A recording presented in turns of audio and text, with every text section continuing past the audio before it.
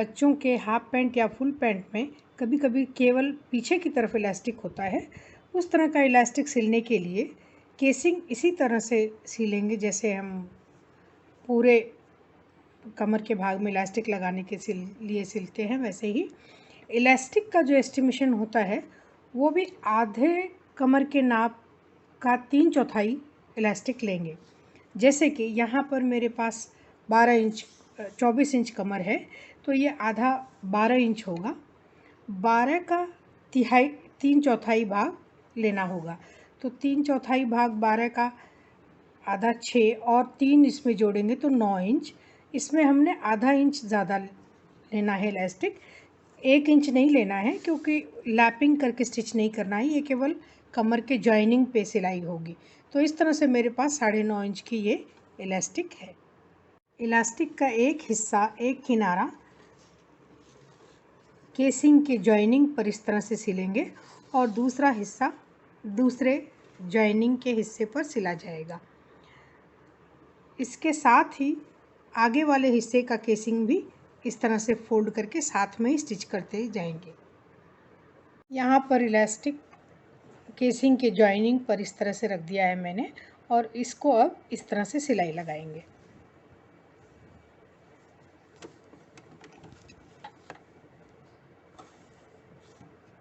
इस जॉइनिंग में केवल 1/4 इंच सिलाई में जाता है। इसको बैक स्टिच कर लें ताकि ये मजबूत हो जाए। इस तरह से इलास्टिक को का एक सिरा सिल लेंगे। दूसरा सिरा भी इसी तरह से इलास्टिक का सिल लेते हैं और बैक स्टिच करके खत्म करेंगे। आगे के भाग की केसिंग को हम सिर्फ मोड़ करके इसी तरह से सादी सिलाई लगाएंगे, स्टिच करेंगे।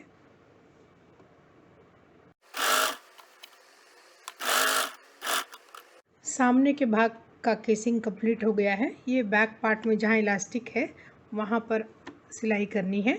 तो इलास्टिक को हम वैसे ही केसिंग के साथ कवर करते हुए इस तरह से रखेंगे और सिलाई करेंगे। साथ ही ध्यान रखें कि इलास्टिक स्टिच ना हो और इसकी प्लेसिंग इससे दूर रहे। तो इस तरह से जहाँ तक सीधा आता है, प्लेन आता है, आप प्लेन स्टिच करते रहिए। इस तरह से इलास्टिक को स्टिच करते जाएंगे। जैसे ही क्रीज वाला भाग आता है तो हम इलास्टिक को खींच लेते हैं और गैदर को उधर शिफ्ट कर देते हैं जहाँ सिलाई हो चुकी है और बाकी के भाग को इसी तरह से सिलना जारी रखते हैं और ये कंप्लीट कर लेते हैं।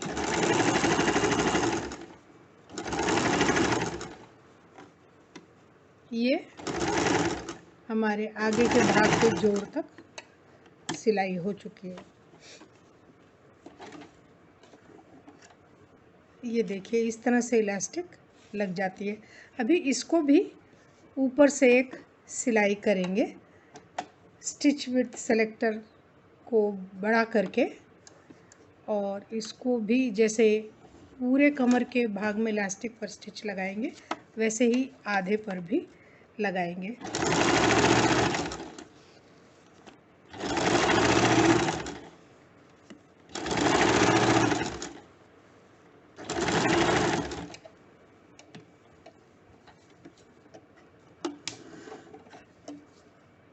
कमर के सिर्फ बैक पार्ट में पीछे के भाग में इस तरह से इलास्टिक स्टिच कर सकते हैं और सामने का भाग प्लेन रहता है। इस तरह से छोटे बच्चों के पैंट में, फुल पैंट में, शॉर्ट्स में या स्कर्ट्स में भी लगा सकते हैं। स्लीव के बॉटम पार्ट में जो स्लीव बाह का बाजू रहता है वहाँ पर इलास्टिक लगाने के लिए 1/4 इंच की इलास्टिक सही होती है। इस इलास्टिक को स्टिच करने के पहले इसको इस तरह से ढक कर इसकी एक केसिंग तैयार कर लें। इस तरह से मोड़ कर पहले स्टिच करेंगे, उसके बाद नाड़े की तरह इस इलास्टिक को डालेंगे। ध्यान रहे कि ये जो मोड़ है ये इलास्टिक से ज़्यादा होना चाहिए। तो इस तरह से पहले यहाँ पर स्टिच कर लेंगे उसके बाद इलास्टिक डालेंगे।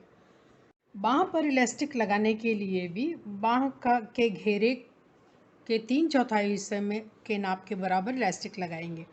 यहाँ पर मेरे पास जो स्लीव बॉटम मेज़रमेंट है ये 13.5 है, जिसके अंदर 2 इंच सिलाई के लिए जोड़ा हुआ है पहले से, तो कुल नाप 11.5 है। 11.5 का 3/4 इलास्टिक लेंगे इसमें डालने के लिए। इंच की इलास्टिक है, इसको हम छोटे सेफ्टी पिन की मदद से केसिंग में डालेंगे।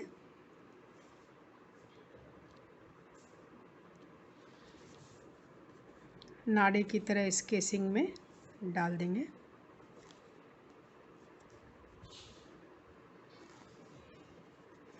ध्यान रहे कि इलास्टिक सीधा रहे, बेंड ना हो जाए, टेढ़ा ना हो जाए।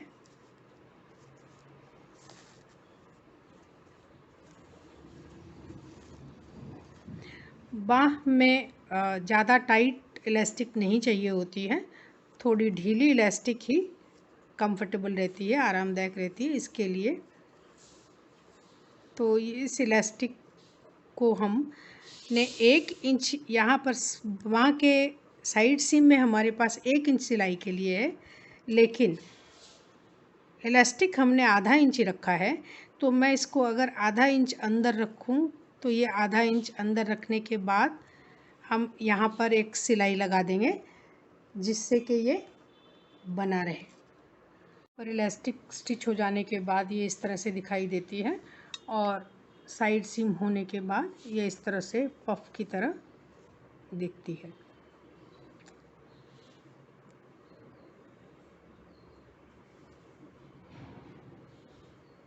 बॉटम पर इलास्टिक लग जाने के बाद ये इस तरह से दिखाई देगा। पैंटी या ब्लूमर के लेग शेप में भी इस तरह से ही इलास्टिक डाली जा सकती है।